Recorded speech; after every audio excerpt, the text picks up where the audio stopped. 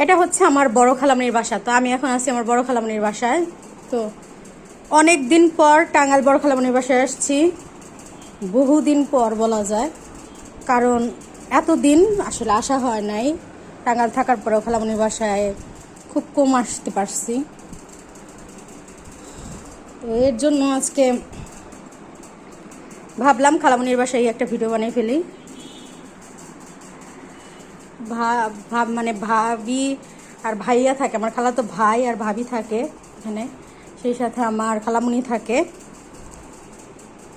খালামণির বাসাটাও যথেষ্ট গোছালো। তো ভাবি যেহেতু একটু অসুস্থ, সেহেতু একটু গুছিয়ে রাখতে আসলে কষ্ট হয়ে যায় পুরোটা বাসা মেনটেন করা। তো আমি আসছি মাত্রই আপনার বাড়িতে থেকে আসলাম। বাড়িতে থেকে এসে ভাবলাম যে খালামণির বাসায় একটা দুইটা দিন একটু থেকে যাই, না হলে আসলে ভালো লাগে না। প্রতিবারই টাঙ্গাইল আসি, তেমন কিন্তু খালামণির বাসায় তেমন আসা হয় না। তো আমরা ছোটবেলায় যখন ছোট ছিলাম আর কি, অনেক ছোট থাকতে দেখা যেত যে যখনই ঢাকা থেকে আসতাম বেশিরভাগ টাইম খালামণির বাসায় উঠতাম, খালামণির এখানে এসে থাকতাম। মানে এরকম একটা ব্যাপার ছিল সব সময়। খালামণির এখানে থাকতে আমাদের বেশ ভালো লাগতো। আমরা প্রত্যেকে খালামণির বাসায় থাকতে অনেক পছন্দ করি, কারণ খালামণি অনেক আন্তরিক, অনেক ভালো মনের একজন মানুষ। এর জন্য আমার খালামণির জন্য সবাই দোয়া করবেন। আর আমার খালু মারা গেছে বেশ কয়েক বছর যাবত। তো আগামীকাল সকালে বাড়িতে চলে যাব, সকালবেলা। রাতটা আজকে থাকবো, নাজমুল গেছে ঢাকা থেকে আসবে, তারপরে যাব। তো ও ঢাকায় গেছে বিধায় আমি এখানে আসলে আছি। আর ভাবলাম যে একটা দিন খালামণির কাছে থাকাই যায়, থেকে যাই, যেহেতু সচরাচর আসা হবে না, বা আসতে আসলে অনেকটা দেখা যায় সব কাজ ফেলে রেখে এসে, মানে খালামণিও ব্যস্ত থাকে যেহেতু জব করে, সার্ভিস হোল্ডার, সেহেতু উনিও ব্যস্ত থাকে। বাসায় শুধু থাকে হচ্ছে আমার খালাতো ভাইয়ের বউ, উনি শুধু বাসায় থাকে, অন্য কেউই থাকে না বাসায় ওদের।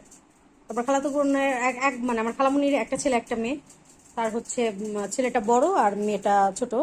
তো দুজনের বিয়ে হয়ে গেছে। তো আমার খালাতো বোনের ঢাকা থাকে, তারা মিরপুর থাকে, ওর ওখানে ওর শ্বশুর বাড়ি। আর এখানে হচ্ছে আমার ভাইয়া থাকে, মানে আমার খালাতো ভাই ভাবি, ওরাই থাকে। সবাই মিলে একসাথে ওরা থাকে, বেশ ভালো লাগে, আনন্দই লাগে ওদের বাসায় আসলে। তো ভাইয়া আসলে অফিস শেষ করে আস্তে আস্তে রাত 10টার উপর বেজে যায়। তো রাত 10টার উপর বেজে যায়, এর জন্য আসলে দেখা যায় ভাবিকে তেমন সময় দিতে পারে না, বা আসলে ওকে পাওয়া যায় না, ও খুব ব্যস্ত থাকে। যেহেতু কাজের প্রেশার থাকে আসলে, মানে চাইলেও সময়টা দেওয়া যায় না মানুষের। মানে সময় দেওয়ার আসলে কোনো পথটা মানে নাই যে চাইবে। আসলে চাকরি যারা করে তারাই বুঝে যে চাকরি কতটা মানে দায়িত্ব বোধ থাকে, বা কাজের কতটা প্রেশার থাকে। যারা একমাত্র চাকরি বাকরি করে তারাই এটা জানে যে কাজের প্রেশার কিরকমটা থাকতে পারে। তো এই যে আমার খালামণির বাসা, সুন্দর গোছালো।